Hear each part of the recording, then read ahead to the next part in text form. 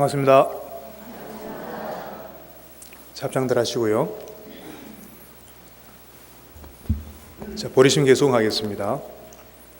어머니이신 일체 생명들이 항상 평안하고 행복하기를 바라며 이들을 돕기 위해서 완전한 깨달음을 얻겠습니다.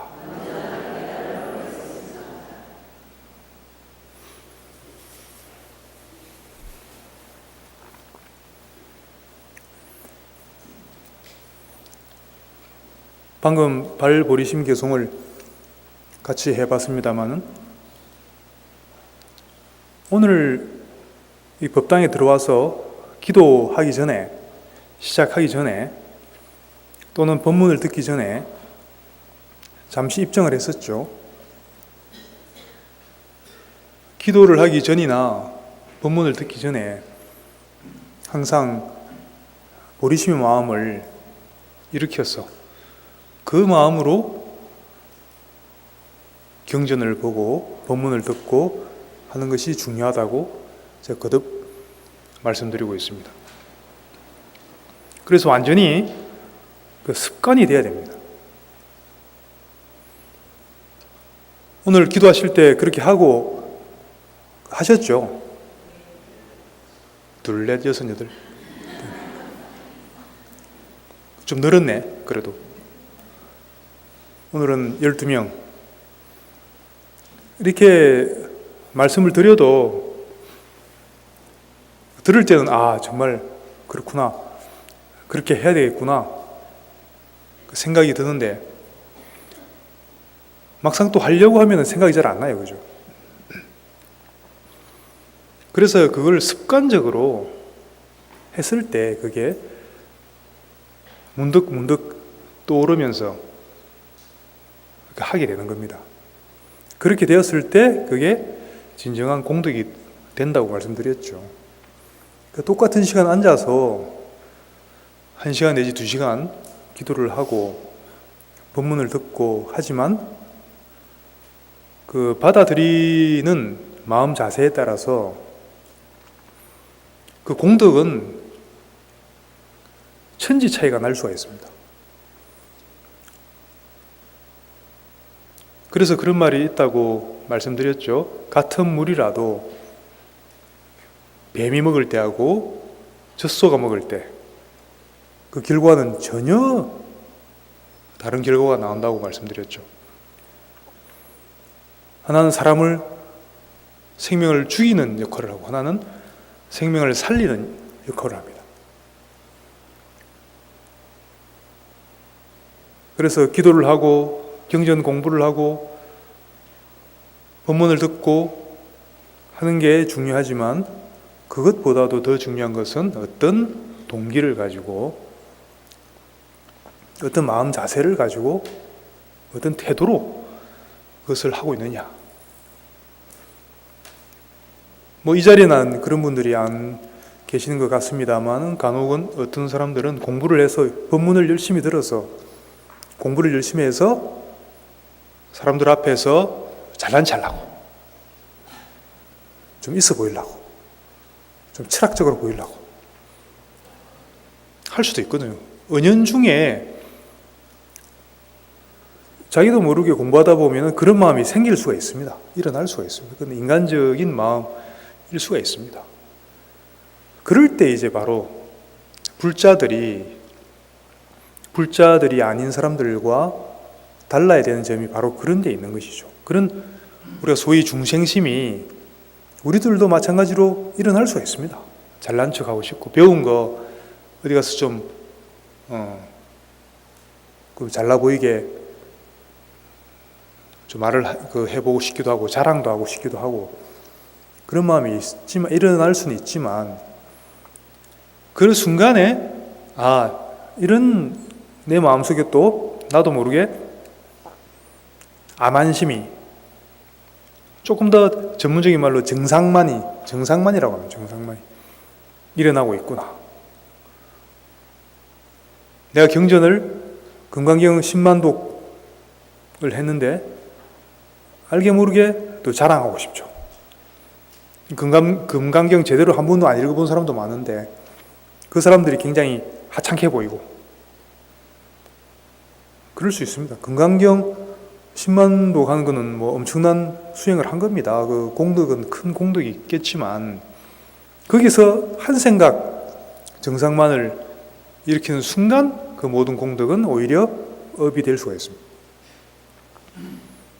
금강경은 그런 상 내지 마라, 정상만 일으키지 마라는 이야기인데, 한마디로 말하면 그런 이야기인데 금강경을 통해서 오히려 정상만을 일으킨다면 그것은 거꾸로 이제 공부를 하고 있는 셈이 되는 겁니다. 그래서 기도를 하고 수행을 하더라도 제가 누누이 드리는 말씀이지만 그렇다고 뭐 공부하고 수행하지 말라는 얘기는 아니고요. 그런 걸 하되 그런 마음이 일어나는 것을 항상 정상만을 일으키는 것을 늘 경계를 해야 된다는 것이죠. 누구나 우리가 완전한 성불을 하기 이전에는 누구나 그런 마음을 일으킬 수가 있습니다. 그런 마음에 빠질 수가 있습니다. 그렇기 때문에 늘 경계를 하면서 기도도 하고 공부도 하고 법문도 듣고 하는 것을 또 게으르지 않게 해야 된다는 말씀입니다.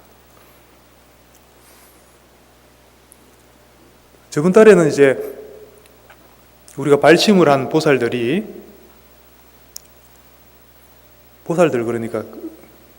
그러면 또 잘 모르시는 또 우리 거사님들은 왜 우리는 소외시키나? 여기서 말하는 보살이라는 것은 성별을 말하는 게 아닙니다. 그죠? 다 남녀 다 포함하는 성불의 길을 가고 있는 대성의 길을 가고 있는 불자들을 우리가 보살이라고 하는 겁니다. 혹시 모르시는 분 계실까 봐 다시 말씀드립니다. 발심을 한 보살들이 그럼 구체적으로 발보리심을 이제 일으켰다는 거죠. 그럼 구체적으로 이 현실 속에서 어떻게 수행을 해 나가야 될 것인가? 그렇게 의문이 들 수가 있습니다. 일상생활 중에 우리가 무슨 속세를 다 떠나서 저기 깊은 산중에 들어가서 뭐 돌을 닦자는 게 아니잖아요, 지금. 별로 권유하지 않습니다. 우리 특히 대성불교에서는 그런 공부는 진정한 공부라고 보지 않습니다. 왜냐하면 예를 들어 무인도에 혼자 있다고 생각해 보세요. 깊은 산중에. 그러면 우리 대성불자로서 보살로서 성불을 하기 위해서는 육바라밀을 완성을 해야 되는데 육바라밀 다들 아시죠? 보시지계, 인욕, 정진, 선정, 반야. 그 깊은 산중에서 혼자 열심히 돌을 닦으면은 선정과 반야는 어떻게 이룰 수 있을지 모릅니다. 근데 보시지계, 인욕은 어떻게 이룰 건데요? 아무도 없는데 누구한테 보시를 할 것이며 누구를 상대로 지계를 할 것이며 누구를 상대로 인욕을 할 겁니까? 물론 거기도 뭐 새가 와서 막 시비도 걸고 뭐 그런 게 있긴 있지만 그 정도 가지고 우리가 보살의 수행이라고 쳐주기는 적당하지 않겠죠. 그래서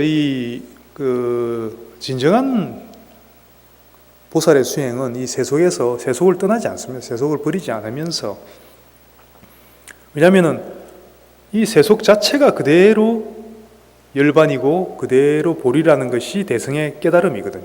그 진정한 깨달음이거든.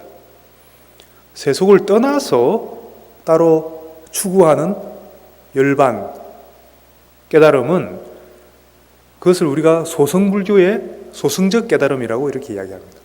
그래서 대성의 입장에서 봤을 때는 진정한 깨달음으로 인정해 주질 않습니다.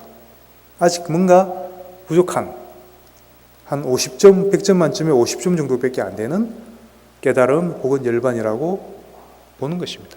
그래서 그럼 진정한 열반, 진정한 깨달음은 무엇이냐? 바로 이 세속에 있으면서 생사가 그대로 열반이고 번뇌가 그대로 보리라는 그것을 진정으로 볼 수 있을 때, 그런 눈이 열릴 때 그때 우리가 깨달음이라고 하고 열반이라고 그렇게 인정을 해주는 겁니다. 어쨌든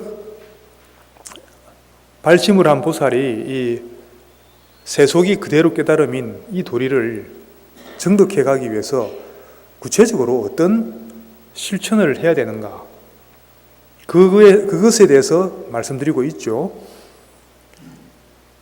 근데 좀 막연하지 않습니까? 좀 구체적으로 그러면 어떤 경전 딱 찍어서 어떤 경전, 그리고 어떤 실천법이 적당한가, 우선 해야 되는가, 그게 궁금하지 않습니까? 표정들이 별로 안 궁금한 표정들이, 왜냐하면 다 아니까 이미. 그죠? 제가 여러 번 말씀드렸거든. 다 아니까. 우리 대성불교에서 작년인가 재작년인가 우리 종범 큰 스님께서도 이 자리에서 법문하실 때 그런 말씀 하시더만요. 대성경전 중에서도 대성경전이 뭐라고 했습니까? 종범 큰 스님께서. 대성경전 중에서도 대성경전이, 최고의 대성경전이 화엄경이라고 하셨죠. 화엄경. 그 일승별교, 그래 가장 독보적인, 가장 특별한 최고의 가르침을 설하고 있는 것이 화엄경이라고 하셨습니다. 근데 이 화엄경의 가르침을 공부하기는, 다 하기는, 제가 말씀드렸죠. 한번 화엄경 자체는 굉장히 방대합니다. 한번 다 처음부터 끝까지 읽어보는데 몇 년 걸립니다. 읽어보는 데만 해도 몇 년 걸립니다. 지금은 몇 년 전에 정년퇴직하셨지만 동국대 경주 캠퍼스의 그 도읍 큰 스님께서 그러시더만요. 한번 처음부터 끝까지 한번 읽어보셨대요. 화엄 전공이시거든. 물론 원서로, 한문본으로 60권 화엄인지 80권인지 제가 못 여쭤봤는데 한번 읽는데 한 3년 걸리더랍니다. 3년. 한번 읽어보는데. 그럼 화엄경이 최고의 경전이고 최고의 지혜가 있는 가르침이라는 건 알겠는데,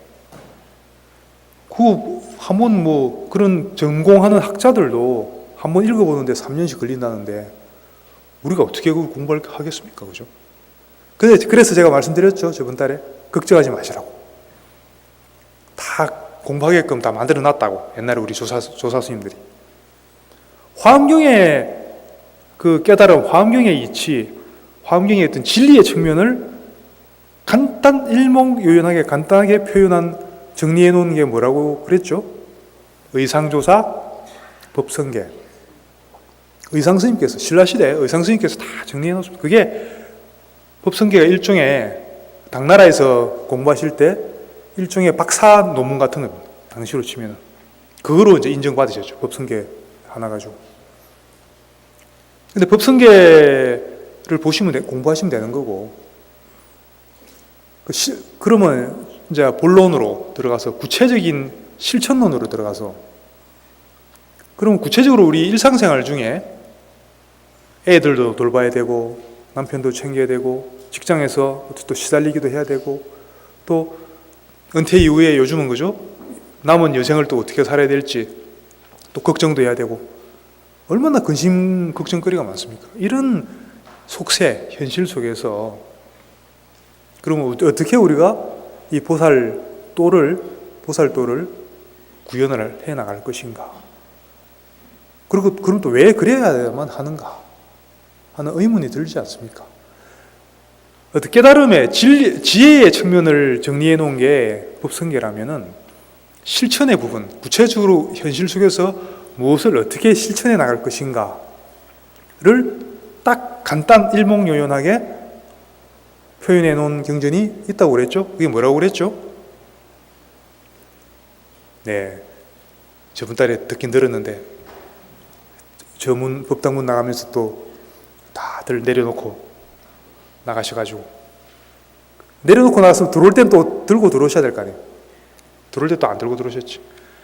화엄경, 최고의 대성에서 중에도 대성이라고 하는 화엄경의 구체적인 실천법, 실천론을 간단하게 정리해 놓은 경전이 바로 보현행음품이라고 그랬습니다. 아시겠죠? 여러분들 그 법요집에 다 있습니다. 간단하죠. 그거 한번 읽어보는데 한 30분만 하면 한번 다 읽어볼 수 있습니다. 법승계는 한번 읽어보는데 뭐 5분도 안 걸리죠. 얼마나 옛날에 그 우리 조사 스님들께서 그 지혜를 가지고 애를 쓰셨다는 것을 알 수가 있는 거죠. 보현행음품은 화엄경, 그 40화엄경의 이제 제일 마지막 부분에 그 별행본 이렇게 붙어 있습니다. 일종의 부록처럼 붙어 있는데 화엄경 안에 들어있는 경전입니다. 한 품인데 그 품 내용이 화엄경 전체의 보살의 실천법을 이렇게 정리해 놓은 부분입니다. 그거 하나만 보시면은 실천법에 대해서는 더 물어볼 필요가 없다는 거죠. 그 지혜, 진리의 측면은 법성계를 보시면 되고 실천법의 측면에서는 보현행음품을 보시면 화엄경을 다 보시는 거나 마찬가지입니다. 됐죠? 이제 1시간도 안 걸려서 화엄경 다 볼 수 있겠죠, 이제? 그렇게 하시면 됩니다. 그래서 그 보현행음품의 내용을 하나씩 설명을 해드리고 있습니다. 보현 10대 행원, 그렇게 이제 거기 책에도 나와 있죠. 보살은 10가지 원을 가지고 공부를 지어 나가야 된다. 그런 이야기입니다. 근데 그 내용을 보면요, 정말로 여러분들 뭐 공부하시면서 여러 번 느껴보셨겠지만은 내 마음이 변화해가는 과정에 따라서 똑같은 내용인데 전혀 다르게 보입니다. 보현행품이 어떻게 보면은 굉장히 초보적으로 보일 수도 있습니다. 그냥 뭐 읽어보면 뭐 별 내용 아닌데? 별로 뭐 심오해 보이지 않는데? 그렇게도 볼 수 있거든요. 근데 여러분들이 계속 공부를 하면서 수행을 해가면서 눈이 열려가면서 보면요, 어제 봤던 보현행품하고 오늘 봤던 보현행품이 전혀 다르게 보일 거예요. 작년에 봤던 때하고 올해 볼 때, 그 내년에 볼 때 또 전혀, 아니 이 경전이 이런 거였나? 이런 내용이었나? 이렇게 놀랄 때가 많습니다. 그래서 나중에 보면은 이거 정말 심오한, 정말 최고의 지혜와 깨달음이 들어있는 그런 경전이구나 하는 것을 알 수가 있습니다. 그리고 무엇보다도 이 보현행음품을 가지고 계속 여러분들의 공부로 삼아서 무슨 또 어떤 분들은 또 그렇게 여쭤보시더라고요. 스님요, 저는 지장기도 하는데 지장경만 봐야지 보현행음품 보면 안 되는 거 아닙니까? 세상에 그런 게 어디 있습니까? 그럼 보현행음품 본다고 지장보살이 질투할까요? 그럼 그 보살도 아니죠. 아무 상관없습니다. 본인이 관음기도 하든 지장기도 하든 나무아미타불을 하든 스가모니불을 하든 보현행음품은 모든 발심한 보살들이 궁극적으로 공부를 해 가야 될, 그리고 반드시 성취해야 될 내용을 담고 있는 것이 바로 보현행음품입니다. 그럼 이렇게 말씀드리면은 참 대단한 경전인가 보다. 근데 이제 대부분의 또 어떤 의문이 들죠. 나하고 별로 관계 없을 것 같은데 하는 생각이 들 수 있거든요. 근데 한번 잘 내용을 살펴보시면요, 제가 말씀드렸지 않습니까? 구체적인 그런 사례들이 있습니다. 굉장히 현실적으로 어려운 상황에 처해 있는 그런 사람들이 보현행음품을 독송을 하면요, 반드시 뭔가 좋은 일이 생기게 되어 있습니다. 왜냐하면은 그 무슨 특별한 무슨 비법이 있는 게 아니고 그만큼 우리가 빨리 업장이 녹는다는 얘기입니다. 업장이 빨리 소멸되기 때문에 우리의 운명, 우리의 업이 정화가 되기 때문에 빨리 그게 뭔가 눈에 보이는 성과, 성취가, 기도 성취가 일어날 수 있다는 얘기입니다. 믿음이 가십니까? 믿습니까? 믿으셔야 됩니다. 최소한 처음엔 믿고 들어갈 수밖에 없습니다. 그러다가 본인이 이제 증득을 하면은, 경험을 하면은, 그때는 내 거가 되는, 본인 거가 되는 거지, 본인 거가 되기, 실질적으로 경험을 통해서 본인 거가 되기 전에는 우선은 믿어야 돼요. 우선은, 정말로 저렇게 말씀하시고, 경전에서도 그렇게 이야기하시니까, 정말 그런가 보다 하고 믿고 이렇게 들어가셔야 돼요. 저번 달에도 제가 예를 들었는데, 첫 번째가 뭐죠? 예경제불은 예불을 해라. 너무나 평범한 말이죠. 근데 그 보현행품에 보면은 헤아릴 수 없이 불가설 이렇게 나오잖아요. 헤아릴 수 없이 수많은 부처님들한테 빠뜨리지 말고 다 그 예불을 하라 이렇게 되어 있거든요. 거기서 이해를 잘 하셔야 된다는 얘기죠. 그럼 우리 눈에 보이지 않는 저 허공에 어딘가에 있는 저 다른 나라에, 다른 세계에 계시는 그런 부처님들한테 예불을 드리란 말씀인가? 그렇기도 하죠.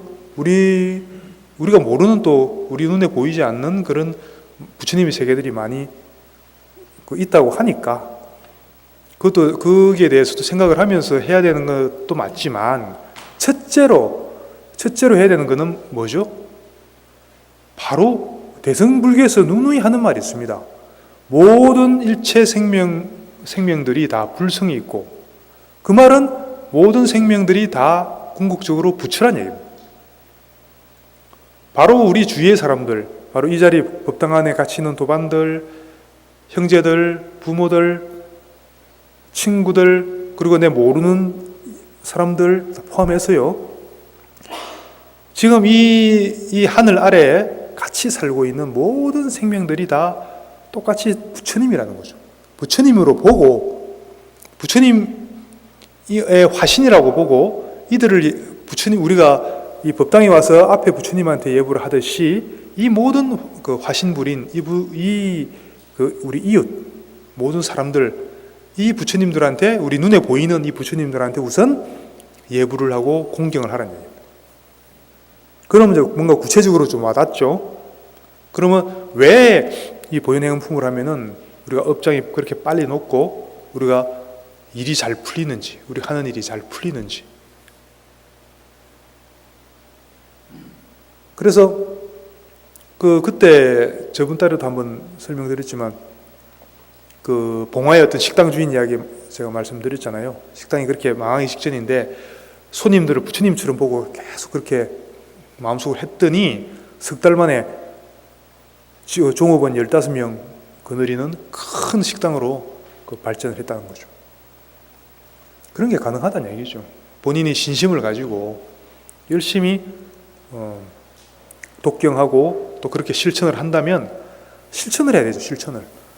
그러니까 평상시에 우리가 만나는 모든 사람들을 실제 부처님처럼 보고 공경을 하고 실제로 이들에게 사람인 이들 부처님, 화신인 이 부처님들한테 우리가 정말로 예불을 할 수 있어야 됩니다. 그러면 그때 비로소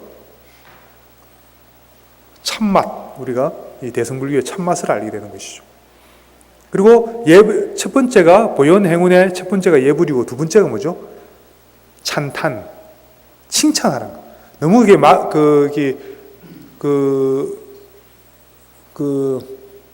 추상적으로 어렵게 생각하지 마시고 평상시에 칭찬을 좀 많이 하라는 이야기입니다. 누구한테요? 항상 보현행품 할 때는 대상을 불가설 일체미진수만큼의 그 불찰 세계에 계시는 부처님 이렇게 나오는데 이것을 제가 거듭 말씀드리지만 그 대상을, 행운의 대상을 지금 우리 주위에 같이 살고 있는 이 사람들, 화신불인 이 사람들을 대상으로 항상 하셔야 됩니다. 그러면 정확하게 그게 딱 그 타겟가 딱 정해지죠. 그러면 우리 공부가 수행이 지어지는 겁니다. 그렇게 안 하고 이제 허공에 있는지 없는지도 알 수 없는 그런 부처님들한테만 예경을 하면은 이게 뭔가 막연하게 해서 공부가 잘 안 잡혀요. 그래서 칭찬, 당장 우리 주위 사람들한테부터 자꾸 칭찬을 하라는 얘기죠. 칭찬만큼 좋은 약이 없습니다. 그리고 재밌는 게 옛날에 제가 어릴 때 하도 그걸 무슨 기사에서 봐서 호주로 기억하는데 호주에 어떤 대학교가 있었대요. 대학교 이제 동아리 모임이 있었는데 이 동아리가 뭘 하는 데냐면은 서로 시를 짓는 그 문학 동아리 같은 거 있는데 2개의 동아리가 있었는데 아주 재밌는 게 현상이 일어났습니다. 한 개의 동아리에서는 어떤 식으로 서로 탁말을 했냐면은 서로 각자 이제 시를 지어 오잖아요. 그러면 그 시에 부족한 부분, 이런 부분은 좀 보완했으면 좋겠다 하는 거, 뭔가 좀 잘못된 부분, 그런 거를 이제 지적하는, 그런 걸 서로 지적해주는, 우리가 듣기엔 좀 그럴싸하죠, 그죠? 저 사람은 이런 게 좀 부족하다. 그러면 그런 부분만 계속 서로 지적을 해주는 거죠. 그래갖고 서로 발전해 나갈 수 있도록. 또 옆에 또 한 동아리가 있었는데 똑같이 시를 짓는 동아리입니다. 거기서는 어떻게 했냐면은 반대로 했습니다. 서로 똑같이 시를 지어 오는데 그건 어떻게 했겠습니까? 그 시가 좋은 점, 아름다운 점, 잘된 점만 또 서로 이렇게 이야기해주는 그런 분위기로, 방법으로 서로 탁말했다 그래요. 그 결과가 어떻게 됐을 것 같습니까? 짐작이 되시죠? 서로 지적을 해주는, 우리가 얼핏 생각하면 그게 맞을 것도 같거든요. 그렇죠? 잘못된 거 자꾸 일러주면은 그게 좀 고쳐갖고 또 다음에 조금 더 발전하고 할 수 있을 것 같잖아요. 그래갖고 했는데 그 지적질 해주는 그 동아리는, 자, 여러분들 생각해 보세요. 여러분들 입장에서 시를 이렇게 탁 지어왔는데 누가 저쪽에서 나한테 그거는 그 문법이 뭐가 안 맞고 뭐가 좀 부족하고 그런 소리 하면은 여러분들이 그런 소리 들으면 기분 좋겠습니까? 기분 나쁘겠죠. 그렇죠. 그 자리에서는 좀 지적해줘서 고맙다 이렇게 말은 하겠지만 속으로는 너 두고 보자. 기필코 복수하리라. 너 발표할 때 한번 보자. 두고 보자. 이런 마음이 자꾸 조금 생기는 거죠, 이제. 그러다가 그게 이제 몇 년 지나서 나중에 그 졸업하고 나서 10년쯤 뒤에 한번 그 사람들이 어떻게 하고 있나 조사를 해봤더니 그 서로 칭찬해주는 쪽 동아리 사람들은 그 중에는 아주 세계적인 유명한 그런 작가들이 많이 나왔대요. 몇 명 나왔대요. 그리고 그렇게 유명하지 않더라도 서로 아주 그 왕성한 활동을 하는, 그리고 뭐 프로든 아마추어든, 그리고 굉장히 이제 서로 정말로 크게 발전한 그쪽 분야에서 그런 모습들을 보여줬대요. 서로 지적질한 동아리는 몇 년 뒤에 풍지박산 나가지고 서로 얼굴도 안 보고 산대. 자기들끼리 얼굴도 안 보고 살고, 그 뭐 좀 이름 있는 그 작가가, 시인이 한 명도 배출이 안 됐답니다, 거기서.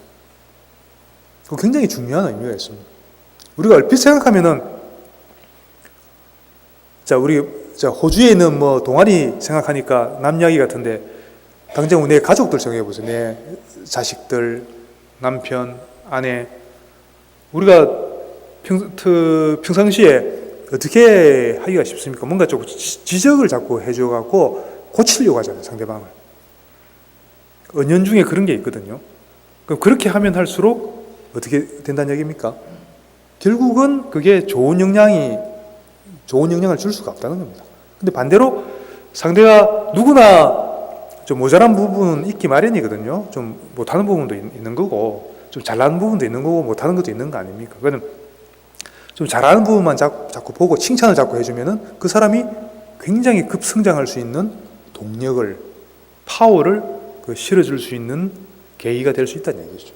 우리 현실적으로도 꼭 이렇게 뭐 보살도 차원에서만, 보살도라는 게 제가 말씀드리지만 세속, 그러니까 현실을 떠난 보살도가 아닙니다. 현실 속에서 실현을 했을 때 그게 보살도가 되는 겁니다. 현실 속에서라는 것은 바로 내 가족들, 내 주위 사람들한테 내가 이것을 써먹어서 실제로 그렇게 성과가 있을 때 그 의미가 있는 거예요. 이게 뜬구름 잡는 소리 하는 게 아닙니다. 그죠? 보살도라는 거는. 보현행운이란 거는 뜬구름 잡는 소리가 아닙니다. 그래서 그 칭찬을 했을 때는 똑같이 내가 지적만 계속 할 때하고 칭찬을 할 때하고는 결과가 전혀 다른 결과가 그 실제로 나온다고 그래요. 조금 더 현실적인 문제로 들어가면은 부부 관계. 그러니까 미국이죠. 그 존 가트만 박사 들어보셨죠? 그 부부나 이제 감정 코칭, 자녀 관계라든지 주로 가족에서 부부 사이나 부모와 자녀 관계나 이런 거에 대해서 주로 이제 연구를 하는 그 심리학자죠. 세계적으로 유명한 심리학자가 있는데 이 사람은 특히 뭘로 유명하냐면은 이제 부부 코치. 그러니까 이혼 직전에 있는 부부들을 3,000쌍 이상을 대상으로 연구를 해가지고 뭐 이렇게 여러 가지 논문도 많이 내고 했는데 재밌는 게 이 사람이 평생 이제 왜 이 사람이 평생 연구한 거는 뭡니까? 왜 부부가 왜 이혼하는가? 그 어떻게 하면 이혼 안 하고 행복하게 살 수 있는가? 주로 그것만 연구한 사람입니다. 이 사람. 그래서 재밌는 거 이 사람 결론은 재밌는 결론이 있어요. 보통 부부가 이혼할 때 이혼 사유가 뭐가 제일 많습니까? 성격 차이로 이혼한다 하잖아요.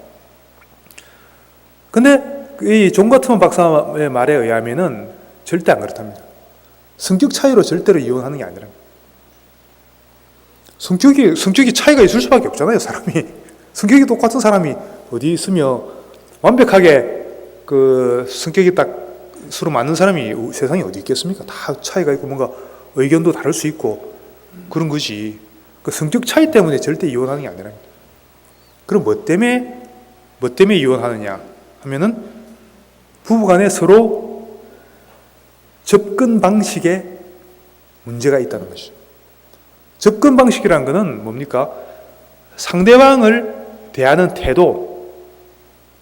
내가 어떤 태도로 상대방을 대하느냐. 의견은 다를 수 있는데 싸움도 할 수 있는데 내가 그런 순간에 어떤 태도로 대하는가에 따라서 그게 이혼까지 가느냐 아니면 계속 행복하게 살 수 있느냐가 결정이 된다고 그래요.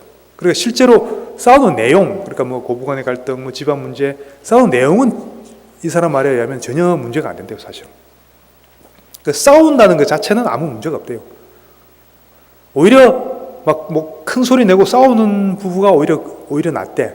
제일 위험한 부분은 뭡니까? 서로 싸우지도 않고 말도 안 하는 무관심한 그게 가장 위험하대요.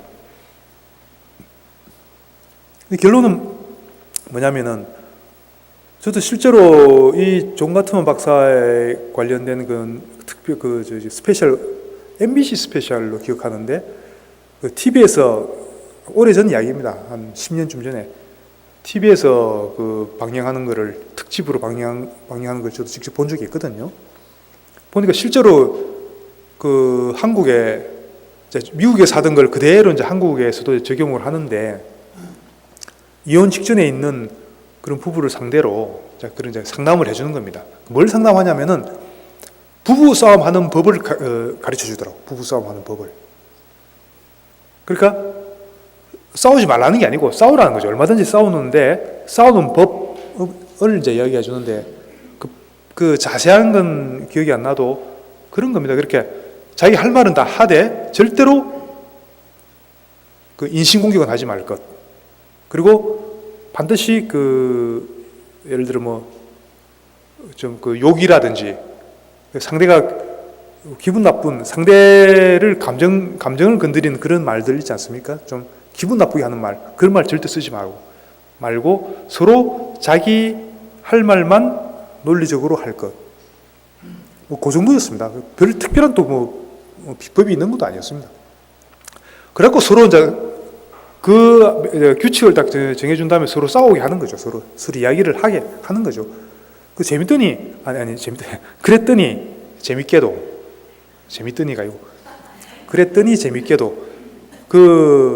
정말로 그 이혼 직전에 서로 왜 그렇지 않습니까? 말 한마디만 해도 서로 막 짜증나고 막 꼴도 보기 싫고 하는 그런 상태였는데, 그렇게 그 방법으로 서로 대화를 시켰더니 그게 조금씩 처음엔 좀 되게 어색해하죠.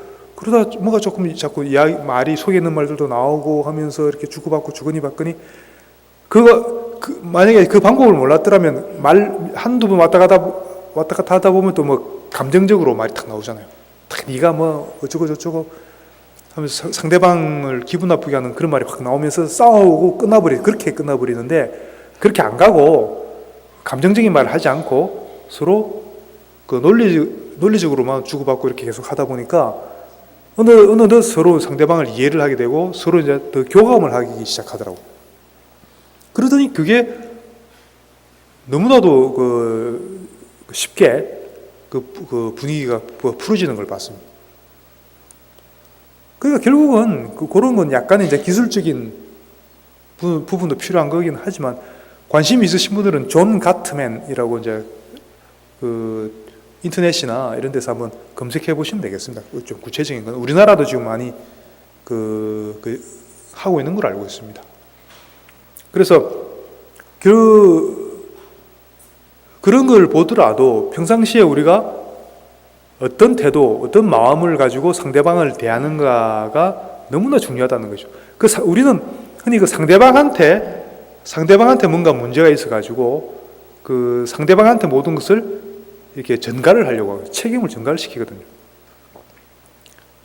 근데 이제 그렇기 때문에 자꾸 지적을 해서 막 자꾸 고치려고 하는데, 그게 이제 가장 큰 실수라는 거죠.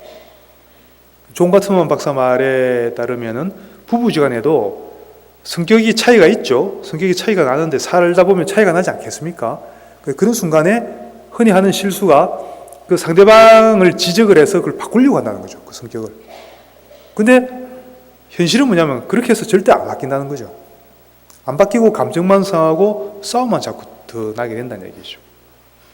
그래서 그런 경우에도 항상 지적보다는 상대방 좋은 면을 보고 자꾸 서로 칭찬해주는 이런 습관을 가진다면은 너무나 간단한 원리이긴 하지만, 방법이긴 하지만, 그 사람 관계가 상대가 남편이든 아내든 자식이든 직장 동료든 상관없이 관계가 굉장히 발전될 수 있다는 것이죠. 생각했던 그 이상으로 좋아질 수가 있습니다.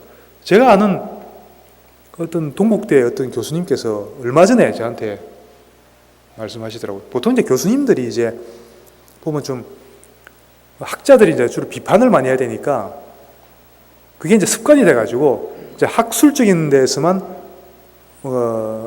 비판을 해야 되는데, 그게 평상시에 사람을 대할 때도 자꾸 비판적으로 하게 되기가 쉽거든요. 학자들 그 병이 있습니다. 사람들 대할 때 자꾸 지적질 하려고 하는 그런 게 좀 있거든요. 자꾸 그런 뭔가 좀 부정적인 부분, 틀린 부분을 자꾸 보고, 왜 학문이라는 것 자체가 그런 식으로 발전한 거기 때문에, 그래서 평상시에 또 그런 습관이 있었는데, 이제 그 교수님도 연세가 드시고 퇴임할 때도 다 돼가시고, 이러면 이렇게 하면 누군지 잘하면 나오겠는데 뭐 알려고 하지 마시고, 하여튼 뭐 알아도 상관없지만 퇴임하실 때 다 되시고 하니까 이제 그런 자각이 일어나시더랍니다. 이렇게 이렇게 해야 되나? 그래가지고 한번 이렇게 자꾸 칭찬을 해줘 봤답니다. 학생들을 대할 때도 자꾸 걔 속에서 막 천불이 올라와도 리포트를 하나 뭐 숙제를 내주는데 해온 거 보면 천불 나거든요. 교수님들 봤을 때는 이런 거를 진짜 그냥 대본에만 그냥 어떻게 해버리시고 이게 막 불 올라오는데, 그전에는 이제 그렇게 했거든요. 막 소리 지르고 그렇게 하셨는데, 얼마 전부터는 그렇게 안 하시고 일부 좀 속에 천불이 올라와도 좀 참고 자꾸 조금이라도 잘한 부분이 있으면 찾아내서 자꾸 칭찬해주고 격려해주고 그런 식으로 자꾸 한번 태도를 바꿔봤답니다. 바꿔봤더니 한 몇 년째 그렇게 하시고 계신데요. 그렇게 했더니 그 교수님이 놀라운 말씀 하시더라고요. 그 상대방한테 이제 그렇게 하는 그 태도를 좀 바꾸더니 내 자신이 바뀌더라는 거죠. 내 자신이. 놀랍게도 상대방이 바뀌는 게 아니고 그렇게 태도를 바뀌더니 내 자신의 마음 상태가 완전히 바뀌더라는 거죠. 사람이 바뀌더라는 거죠. 첫째로 너무나 편안해지고 편안하면서 행복해지더라는 거죠. 내가 상대방을 자꾸 칭찬을 자꾸 하다 보니까 상대방도 좋아하지만 상대방한테도 도움이 되지만 첫째로 누구한테 좋다는 거죠? 내가 너무나 편안해지더라는 거죠. 그런 걸 그전엔 평생 사시면서 그런 걸 몰랐다는 거죠. 그 교수님도. 그러니까 실제로 그 교수님이 굉장히 편안해지셨고 제가 뵙기에도 많이 이렇게 그런 부분에서 좋아지신 부분들을 뵐 수가 있었습니다. 그래서 비단 그 교수님뿐만 아니라 누구나 우리가 살면서 그런 경험을 할 수가 있습니다. 그 원리는 똑같습니다. 그래서 가능하면 반컵 사이다의 원리 제가 여러 번 말씀드렸죠. 어떤 사람은 반이나 남았다는 사람이 있고 어떤 사람은 반밖에 안 남았다는 사람이 있다고 말씀드렸죠. 그 삶은 완전히 정반대의 삶이 이루어지는 것입니다. 그래서 항상 칭찬, 찬탄, 보현행원의 두 번째입니다. 그죠? 상대가 누구든지 간에 항상 칭찬하십시오. 그렇다고 또 아들이 도둑질하고 있는 데 가서 아이고 잘한다. 그러면 그렇게 하면 안 되겠죠. 우리가 뒤에 나오겠지만 예불 하고 찬탄하고 수용하고 인욕하고 보살로서는 반드시 해야 되지만 그게 또 뭐가 반드시 바탕이 돼야 되냐면은 반야가 반드시 들어가야 됩니다. 반야라는 것은 지혜는 꼭 바른 판단을 말하는 거예요. 바른 판단.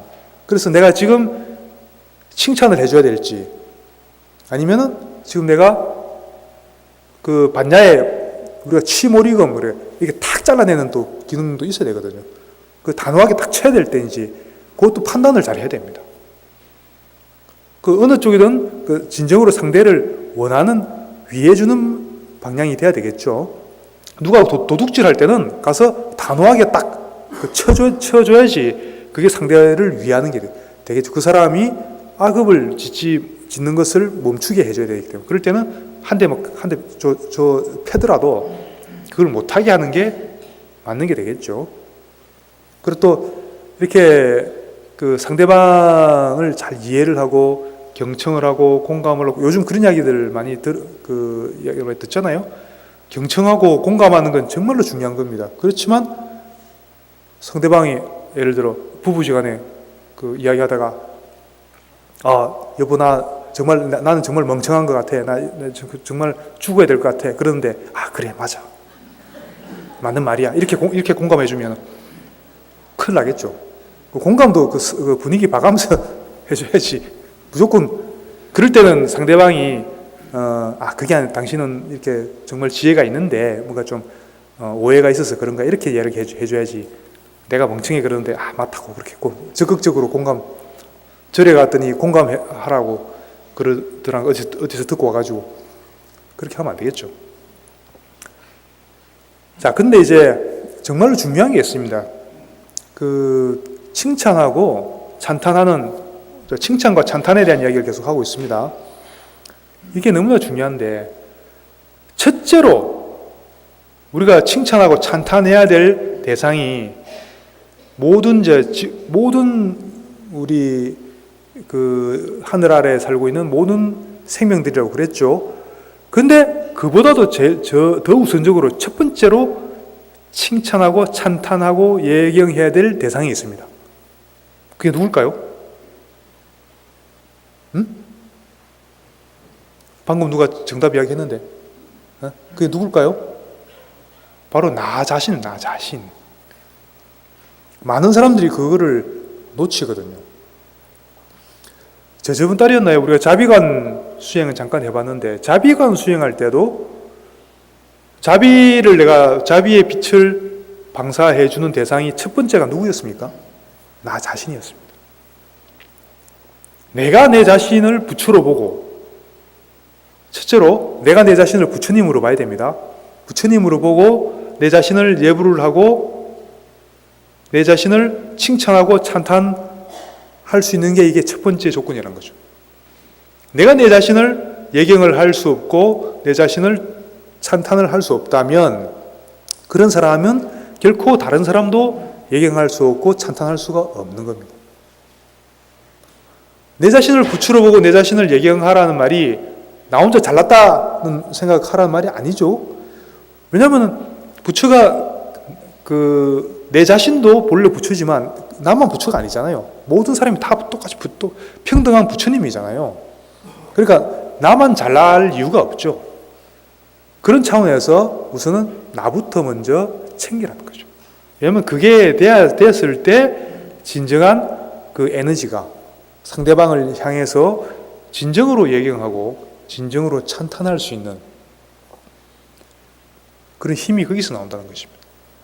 그럼 이제 대부분의 이런 생각이 들겠죠. 내가 나를 돌이켜보면은 도저히 부처님처럼 안 보이잖아요. 내 자신을 봤을 때 부처님처럼 보이나요?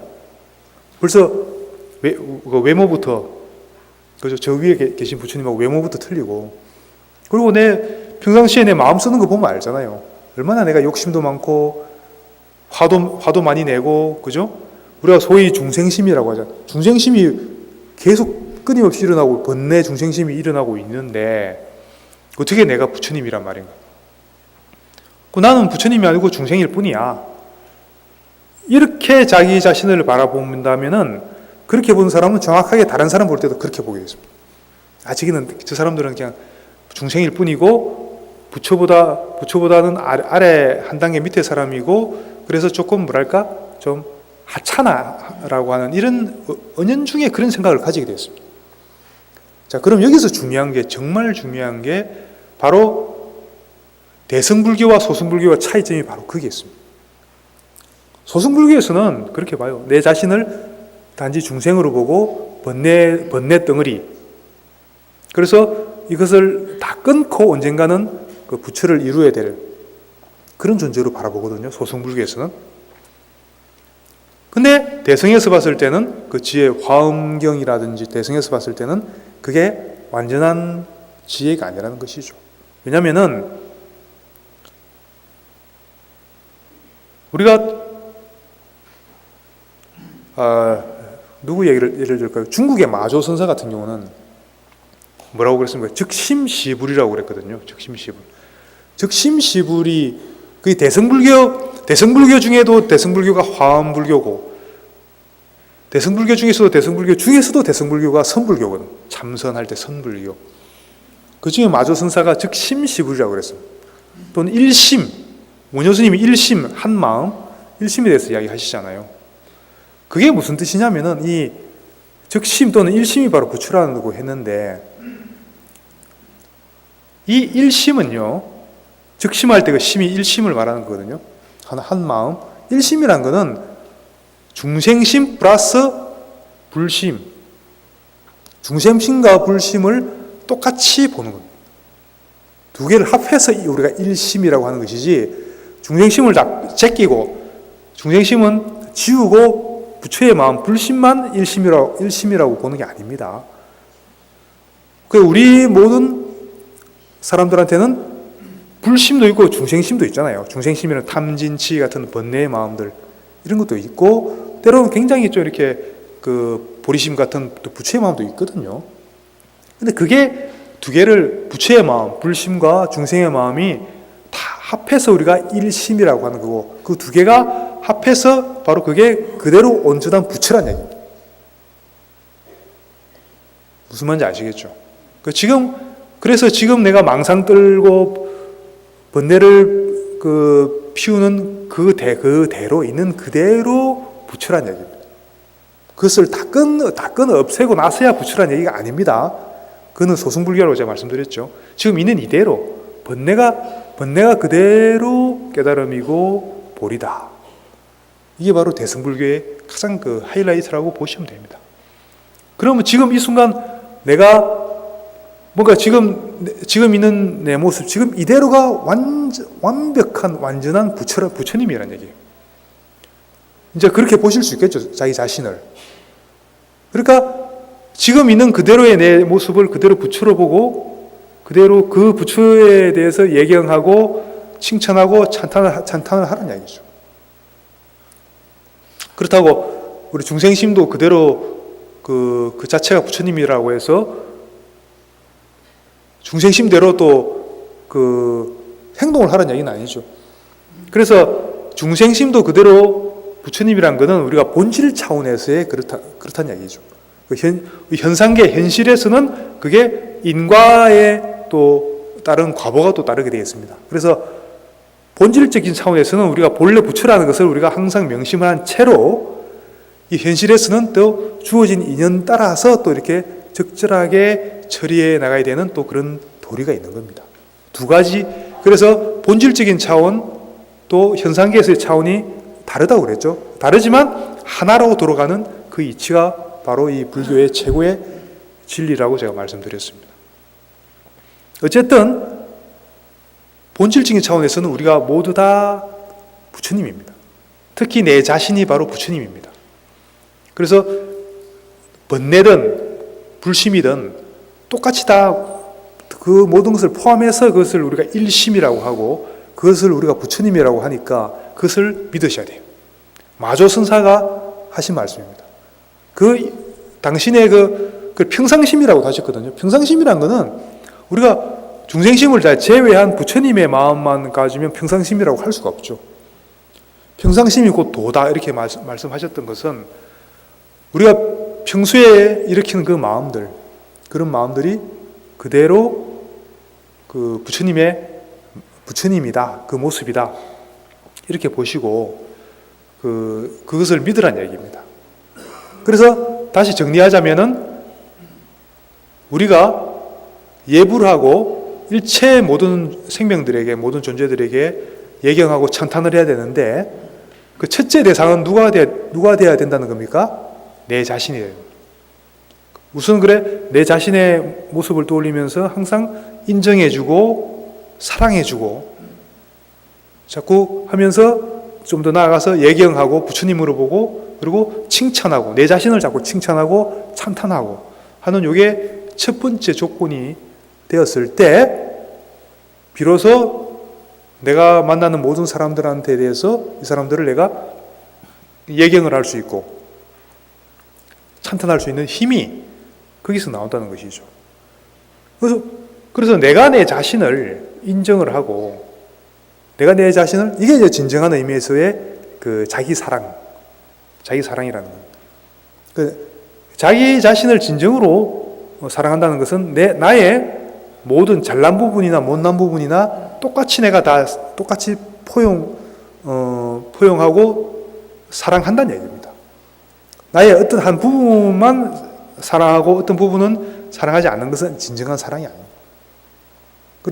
그래서 좋은 부분, 안 좋은 부분, 잘난 부분, 못난 부분을 똑같이 다 갖고 있으니까 이렇게 모든 것이 다 일심으로 돌아가는 도리가 있기 때문에 그것을 믿고 그 자체가 다 모든 것이 부처님이라는 것을 믿고요.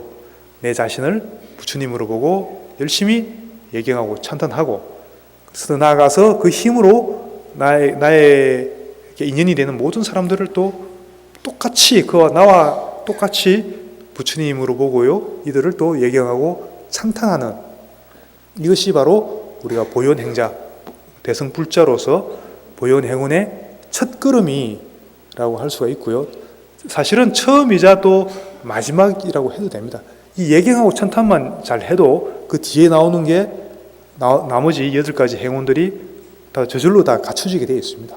그래서 첫 번째, 두 번째만 가지고도 열심히 하셔도 여러분들이 충분히 여러분들 삶 속에서 굉장히 행복한 지금 우리가 있는 이 자리가 그대로 불국토가 되고 그대로 극락이 되는 불국토와 극락으로 만들 수 있는 진정한 길이 바로 이 그 행원 나와 일체 모든 생명을 예경하고 찬탄하는 바로 이 그 도리에 모든 것이 다 들어있다는 것을 다 거듭 강조를 드리면서요. 다음 달에 만날 때는요. 좀 더 이제 뒤에서 막 빛이 막 나면서 법당에 들어올 때 공중부양들 다 하셔가지고 다 부처님들이 되셔가지고 지금도 부처님이지만 그죠? 그렇게들 이제 다 들어오시기 바랍니다. 자, 그럼 오늘 여기까지 하고 자 회향하도록 하겠습니다. 합장들 하시고요. 보리신 개송으로 또 회향하겠습니다.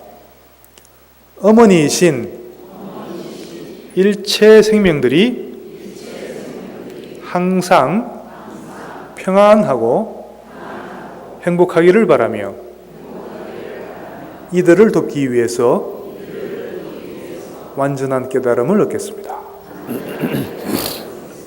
예, 성불하십시오.